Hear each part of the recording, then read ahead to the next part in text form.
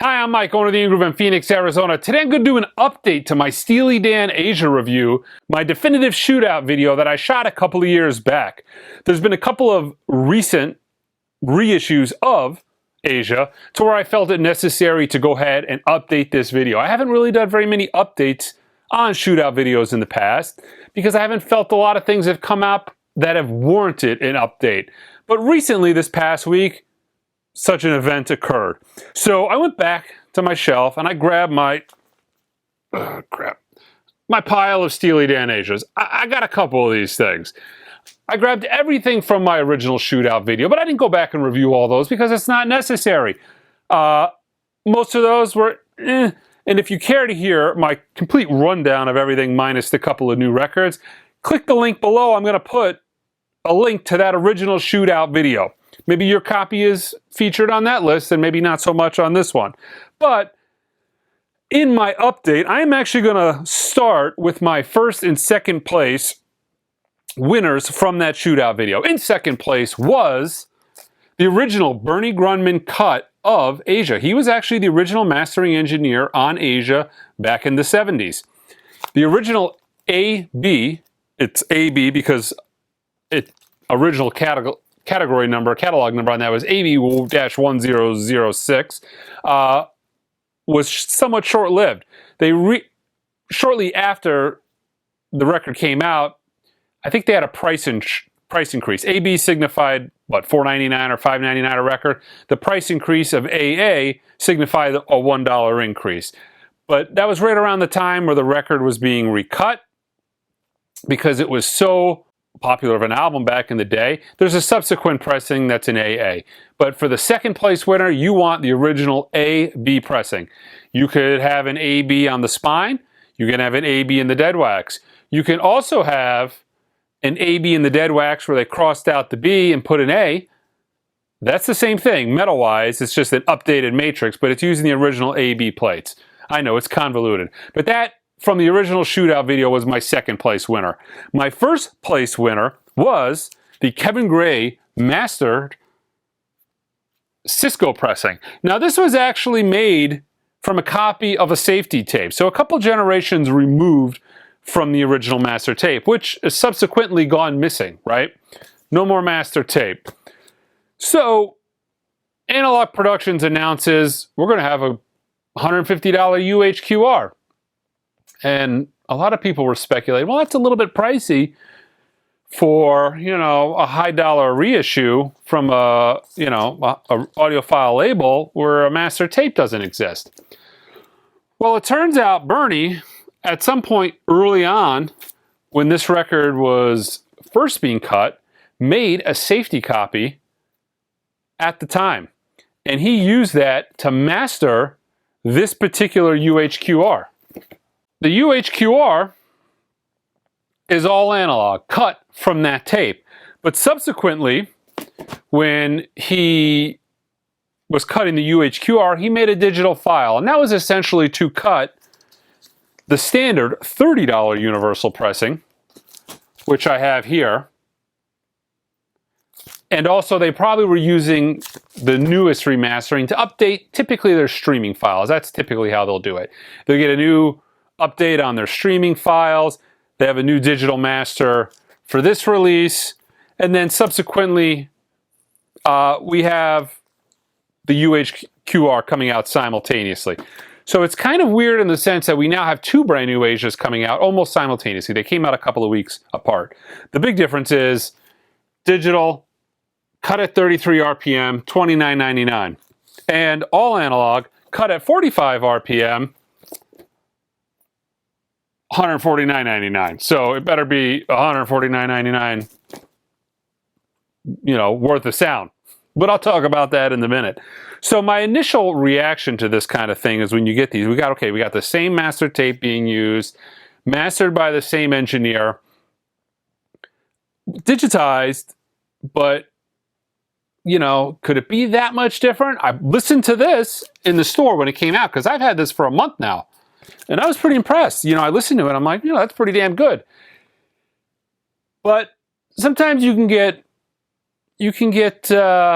mistaken by good when you're only listening to one record. And the reason I say that is because good compared to what?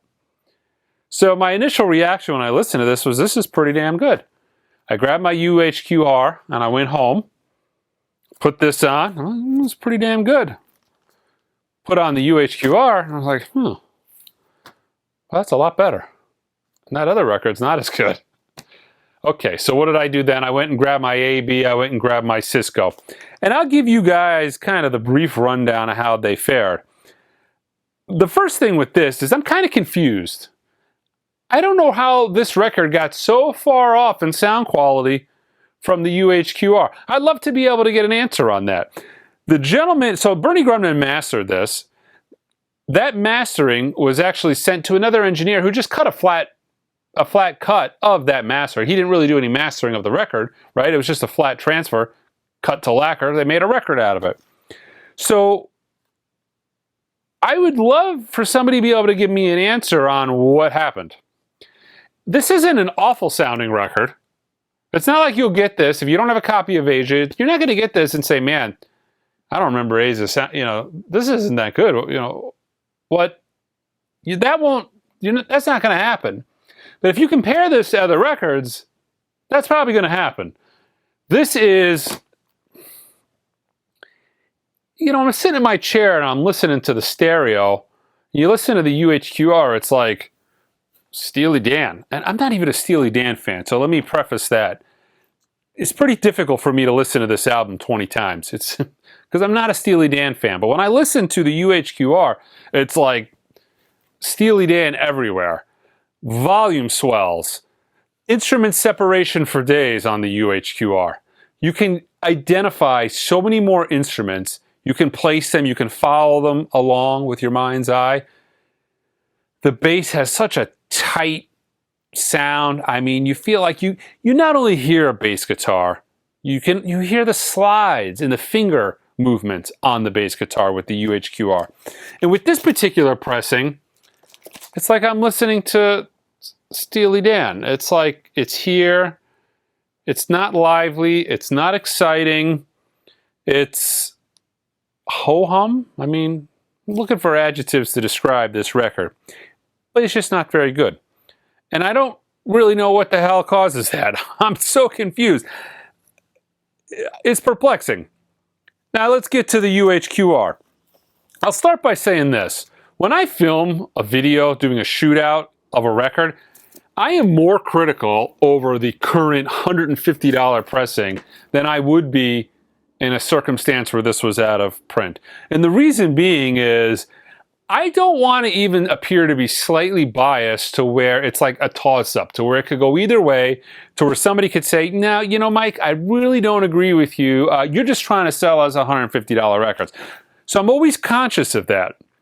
So I kind of went into this shootout kind of down on this UHQR. Down because the original AB copy is so damn good, and now it was $20 when I shot my shootout video. It's like $60 now, but that's still almost a third of the price of the UHQR. So in my mind, it's like, I'm not going to go out on a limb and review a record if it's even marginally and give it a passing grade, especially because I'm selling it to people at $150 if it's not really good. So I put it on and I'm like, man, this is really damn good. I was listening to Peg a few times and I even started getting into it. I'm like, oh man, is this maybe a Steely Dan fan? I don't know how I feel about that. So anyways, let's go back and listen to the AB. Let's go back and listen to the Cisco. The AB is still exceptionally good. For $60, 3 times the price of what it once was, it's a pretty damn killer sounding record. It truly is. It's good. The Cisco now is just unobtainium. It's so expensive. When I shot the video before, it was $200. The last I looked, the record was like $400 or $500. With the release of the UHQR, that might be something that's changing. That's come down a little bit, I would imagine, in price. So let's compare the UHQR to the Cisco, because that's my first and second choice, right? So on a side note, this isn't really good. The $29.99, I wouldn't buy this. If you're just a casual Steely Dan fan, spend a little time, dig around some record stores, find an AB. It's twice the price of this, but it's 5 times better. So it seems to me like that's a value for money. This isn't great. Again, I still would love an answer on what the hell happened here. But let's compare my old number one. The Cisco was made from a tape that was 1 generation older, or, because it was made from a copy of the safety tape. Also, I don't know the condition of the safety tape that was used to make the copy versus what Bernie Grundman had. But I'll give the UHQR a little bit heads up because, we're dealing with a tape that's 1 generation newer. But when I listen to this, and also this is at 33, so you would think a newer tape, this is cut at a different speed, you would think that there would be an improvement to the UHQR and it would whip on this. I wouldn't say it whips it, but it is significantly better. The bass is lower and tighter, and the upper end, the higher frequencies, are much more controlled. They're not overdone. And when you listen to the UHQR compared to the Asia, I feel like Asia, the UHQR versus this, I feel like this is a more balanced sound, more reminiscent actually of the original AB. I feel that this has a very similar sound to the AB, but done on a significantly higher quality modern system. So it just made everything exponentially better.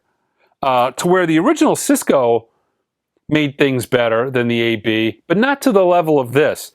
I feel like I'm kind of drifting as far as this review goes, but I'll just end here by saying that this is the number 1 sounding version of Asia. It is that good.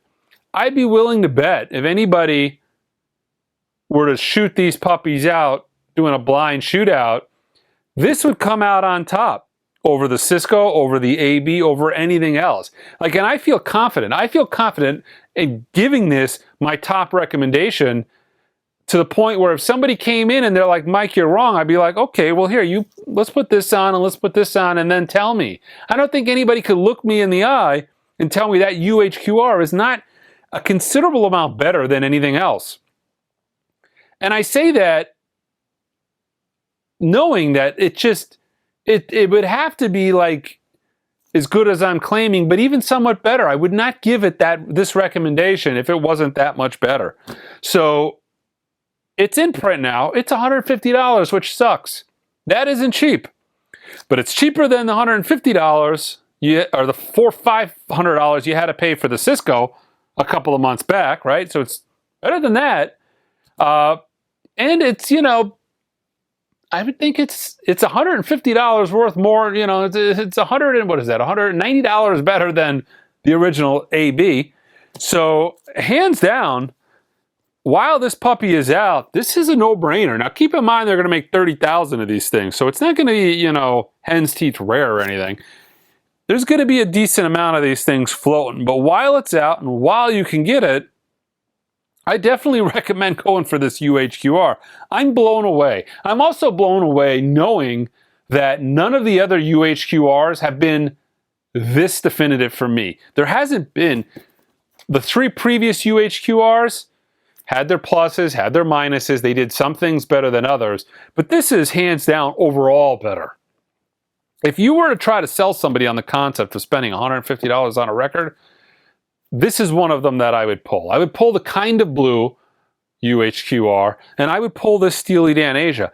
These 2 records so far have been the show horses for the series. These have been the records to where you've been able to show people, oh, check out Kind of Blue, 45 RPM. Check out this, and be like, whoa.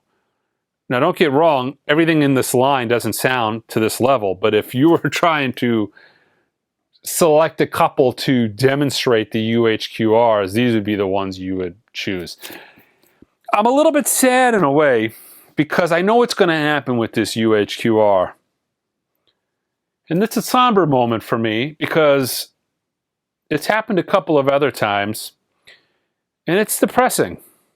And the sad truth is I'm going to have to put this in my sound room right next to my Peter Gabriel Sledgehammer, 45 RPM, 12-inch single. I don't ever want to listen to that again. I don't ever want to listen to this UHQR Asia again. But it's going to blow people's minds. It's just going to blow their minds, and they're going to buy equipment. So I'm going to have to put it in the room. I'm going to have to demo it because people are going to be like, and they're going to just buy equipment. And it's my job to represent the equipment I sell in the highest way possible. And I'm going to have to do that with Steely Dan's Asia. And I'm going to have to do that with that 12-inch sledgehammer. I don't want to do it. I'm going to have to do it. I don't want to do it, but I'm going to have to do it. And if you feel for me, I want you to go ahead and leave your comments below. I mean, maybe some of you out there can feel my pain, but maybe you can't, because if you're watching this late in the video, a Steely Dan Asia review, you're probably a Dan fan. But I felt I owed it to you guys to update it, because you've probably watched this video maybe a couple of years ago. Maybe you agreed with that video. Maybe you made purchases based on that recommendation. And I felt like I needed to say something to you guys to kind of bring that review forward. But yeah, there it is. If you're a Steely Dan fan and you want the best sounding version, you got to reach back in your wallet, you got to pull out $150, and you got to spend more money. And I apologize, I'm not the one who made the record, but that's just what it is. If you want the best sounding version, you got to pony up the money. And I guess that's a good thing, because you might have ponied up the money 150 bones and had an inferior pressing. It happens, but it didn't happen this time. Unbelievable sounding record. Unbelievable sounding record. I mean, I could show you guys the record too, but you know, check out the glossy cover. Ooh, I got 7,946. But yeah, there it is, Steely Dan's Asia. Copy number 47. Until next time.